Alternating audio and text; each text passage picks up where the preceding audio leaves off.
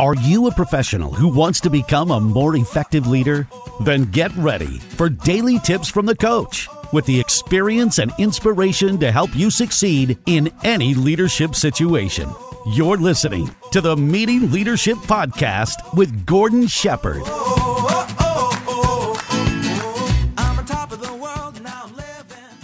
Another episode of the Meeting Leadership Podcast. My name is Gordon Shepherd, and I just want to say thank you for being here. And I just want to take a moment to let you know a little bit about kind of the philosophy behind why I actually produce an episode a day to help leaders just like yourself. Now, here's the thing. I believe that great meetings are the building blocks of great organizations. Now, you can't have a great meeting without being a great meeting leader.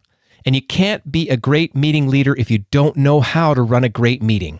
So for folks like you who are showing up here kind of every day or once in a while to get, another tip to build your skills, another tip to become a better leader, I'm so glad you're doing it because that's the kind of thing that you can take into the workplace and make it actionable right away. Thank you so much for participating.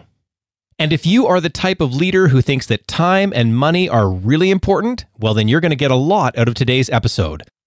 Because today, we're going to talk about why all leaders should measure the opportunity cost of meetings.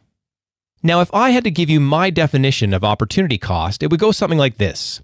While you're doing something, you could be doing something else. So, while you're in a meeting, you could be actually doing, work on a special project. You could be with your family. There's all kinds of other things that you could be doing.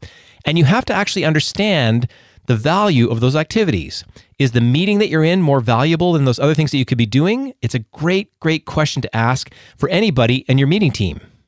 And when leaders start to apply this type of thinking and approach when they are actually weighing a meeting, it really creates a great opportunity, as in, should you cancel this meeting because you should be doing a higher value activity, or should you actually be doing more of that meeting? Are the things that are happening in there really driving the services and the products, or maybe even the volunteering that you're doing, whatever type of meeting it is that actually where the best stuff is getting done, and should you do more of it?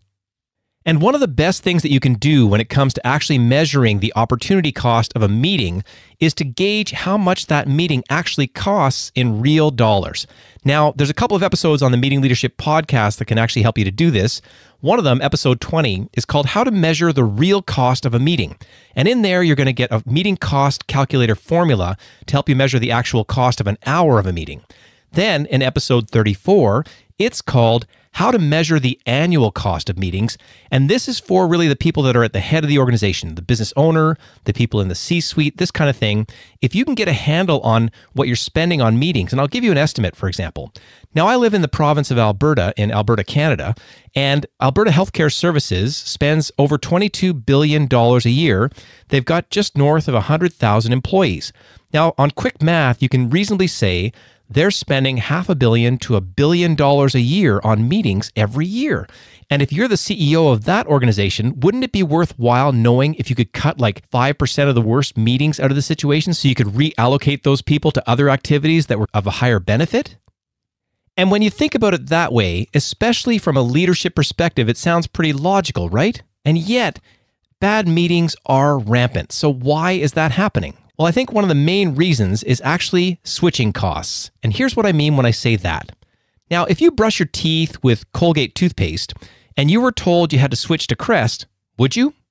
Have you ever threatened to switch banks like for bad service, but you just kind of never get around to it? I mean, so often people get stuck with what they've got because it's such a hassle to make a change. Well, I believe this is a basic premise of human nature. And it's one of the main reasons that we really put up with so many bad meetings, because who really wants to have a hard conversation and tell another person in the meeting that they just don't need to be there? I mean, sure, your meetings would be better if there was an agenda, but creating an agenda, it's just so much work. Until you realize that meetings really are the most essential communication tool in your organization. They directly are related to profitability, employee satisfaction. I mean, if you bring it into your family setting, it's how are your family meetings going, how are your volunteer meetings going. It really is so important, but because people perceive that the switching costs are going to be too high, we keep putting up with these lousy meetings. And now let me take a moment to recap the main reasons why all leaders should measure the opportunity cost of meetings. Well, to start with, time. If you want to save time, cut your worst meetings, get yourself and your people onto better, higher earning activities. The second thing is money. Because meetings, well, they are not free. And if you're making an investment in your people's time, the dollars that you're spending on their wages and that kind of thing, you want them performing the most profitable activities possible. And the final suggestion that I'd like you to keep in mind is engagement. If you send too many people to too many bad meetings in your organization, you know the results. You know how lousy that is for things like retention and getting people to, again, be working on the things they need to be working on. So if you want to save time and money and have a higher level of engagement across your organization, then take the time to measure the opportunity cost of all of your meetings. And now I'd like to let you know that this episode of the Meeting Leadership Podcast is brought to you by the Meeting Leadership Academy. I am super, super proud of all the great training opportunities that are being offered through the Academy, great live training for you and your team, and some great online options as well. And if you'd like to learn more, please visit meetingleadershipinc.com/academy. And as always, thank you so much for listening, and we'll see you tomorrow on the Meeting Leadership Podcast.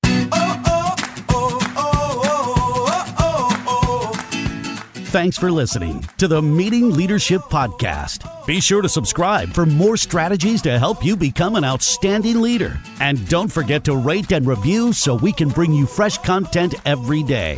We'll see you tomorrow, right here on the Meeting Leadership Podcast. I'm on top of the world, now I'm living.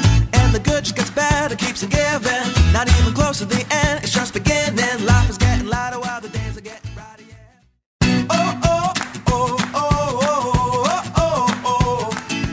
Thanks for listening to the Meeting Leadership Podcast. Be sure to subscribe for more strategies to help you become an outstanding leader. And don't forget to rate and review so we can bring you fresh content every day.